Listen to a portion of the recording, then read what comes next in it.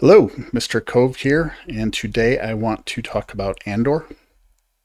I'm not going to have any spoilers for the show itself, although I will talk a little bit about Episode 4, which is the original Star Wars movie back in 1977, and Rogue One. That was about 10 years ago now. So if you haven't watched those and don't want any spoilers whatsoever for those movies, you might want to skip this. This was a Star Wars show that originally aired on Disney Plus back in September of 2022 with its first season. And then about 3 years later, in April of 2025, the second season came out. And originally, the first season, they did one episode per week. They ended up switching that to 3 episodes per week with the second season. And the show is now completed with both their seasons. There's 12 episodes per season, and each are about an hour long. Tony Gilroy is the showrunner, and he also worked on Rogue One. Diego Luna is the title character Andor, and he also played that in Rogue One. Stellan Skarsgård plays Luthen, and Genevieve O'Reilly plays Mon Mothma. And these are essentially the three main characters, I would say, of the show. There's a lot of other characters as well, and some are in the forefront for periods, but those are kind of the three that remain pivotal in all the episodes. So what Andor is essentially the prequel to Rogue One, and then Rogue One is the prequel to Episode 4 of the original Star Wars movie. So Andor takes place for about 5 years prior to Rogue One. We get to see Andor through a bunch of various activities before that, and we also get flashbacks to his childhood as well. And we get to see the early stages of the rebellion against the Empire, which he ends up helping. So the acting in this is outstanding. There are a lot of good actors in this on both sides, and the Empire and Rebellion. Stellan Skarsgård is really a standout, and while Andor is the main character taking us through the world, Luthen, who is Skarsgård's character, is really the one directing most of the things on the Rebellion side. There's also a lot of time spent on the Empire side, and this is exceptional as well. No other Star Wars media that I know of has shown the Empire the way Andor does. It just shows normal people doing their job, even if they're on the wrong side of things. We get to see a complexity that we've never seen coming from the Empire. And this is really where the heart of the show is. If you think about the beginning of the original Star Wars movie, we have Darth Vader.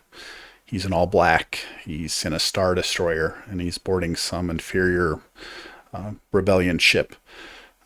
He has powers that are unmatched on the other side, and he captures a young Leia who's all in white.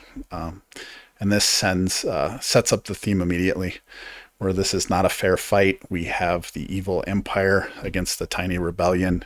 We have clear good versus evil, black versus white. And then we have Andor's introduction in Rogue One, which is quite different. He gets information from a spy and then kills to keep him quiet. This sets up a much different atmosphere here than the original series.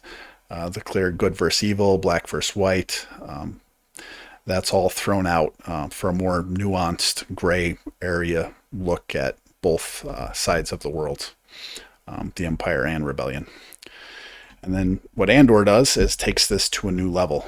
Instead of good versus evil, the theme is much more war is hell, and good is often subjective and questioned by both us and the characters. Bad things are done for the greater good, and as we struggle with their choices, so do the characters making them. I've also seen the notion that this show could easily exist outside the Star Wars universe, and while I agree it's a great show and it can stand on its own, it is definitely amplified by being a sequel. There aren't Jedi and Sith having epic lightsaber battles, and there aren't giant fleets of starships battling it out either. But with knowing the fate of Andor and the Rebellion, every choice, action, event, way much heavier than they would if the future was unknown to us. The ideas of fate and purpose are explored and considered by the characters as they go through it as well.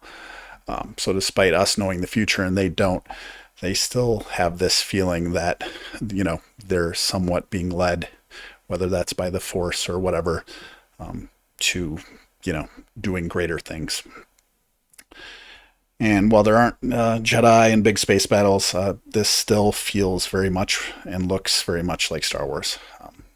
Over 650 million was spent on these 2 seasons with only 24 episodes, and you can see it with every episode. It is the most beautiful Star Wars that there has ever been, and the varied worlds feel explored and fully fleshed out and look amazing. So that is where most of the money is spent, I am sure. And there are no cheap or filler episodes. This feels like top-end Star Wars budget the whole way. And there is some truly great dialogue in the show. There's lots of repeatable lines, things that will be quoted for years. But it's always done with that expensive, vast background always present. The show that I thought about most while I was watching this has to be The Wire. And this is kind of funny to me because I originally tried watching The Wire when it first came out, watched a little bit of the first season, and then didn't go back to it until after the whole series was over and I heard how good it was. And that's essentially what I did with Andor as well. I watched a little bit of the first season when it first came out, and then it wasn't until I got the buzz of the second season that I decided to go back and give it another try. I'm certainly glad I did.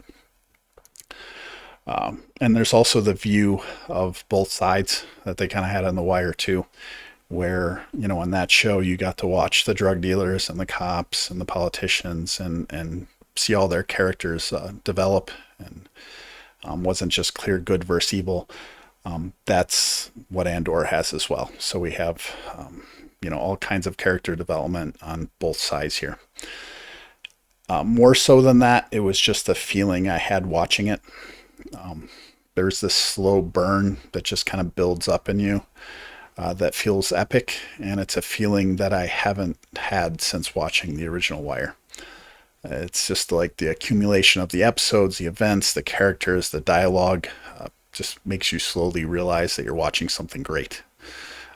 Rogue One was my favorite Star Wars movie since the original trilogy. I thought I'd go back and watch it again and think it was even better. And I was actually disappointed. And then I realized that I was, kind of previously comparing it to the other Star Wars content that we had, for the last 30 years. But after watching it again, after Andor, I was now comparing it to Andor. And that's kind of another unfair fight. We have a 2.5 hour movie, compared to a show that has 24 hours. And when a show is well done, fully funded, and gets to tell their whole story, that really is a unfair fight in today's media. While there are a lot of negatives to having all these streaming services and shows on, seemingly countless different subscription services, there's also a positive, and Andor is it. And this is what it's possible with a budget like this, without having to worry about commercial breaks, cliffhangers worked into every episode ending, having exciting openings to get you hooked so you don't switch the channel. It's really a different era possible for TV now, and Andor shows us what is possible. Can truly produce transcendent pieces of art. There's not too much of that, and a lot of it is bad and just pumped out, but we get to see kind of what this environment can produce. So we should watch this show. I'd say almost anyone, but I do think it's greatly enhanced by people that are Star Wars fans, or at least knowledgeable with Rogue One, the original Star Wars first.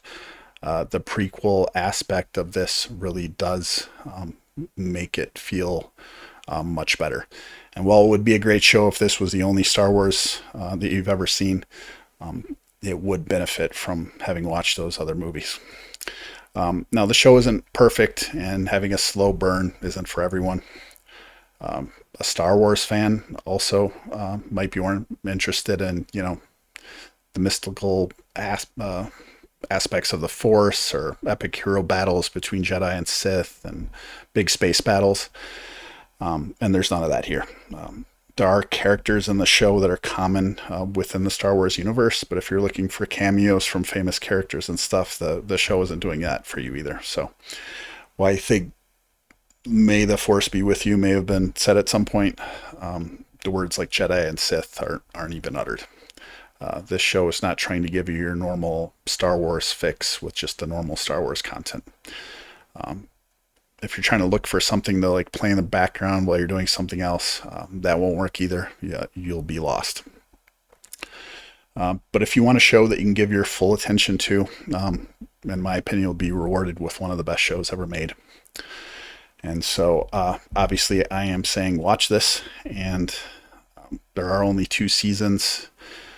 I think they originally planned for 5, but it doesn't feel like anything was cut short or that they didn't get to do their full creative idea, and have it fleshed out for a full series. It feels like they still were able to do that, and whenever they changed from 5 to 2, it feels like they were still able to, plan and make it complete. So I would highly suggest watching it. And I guess that's about it for this video. You guys have a great one, and thanks for watching.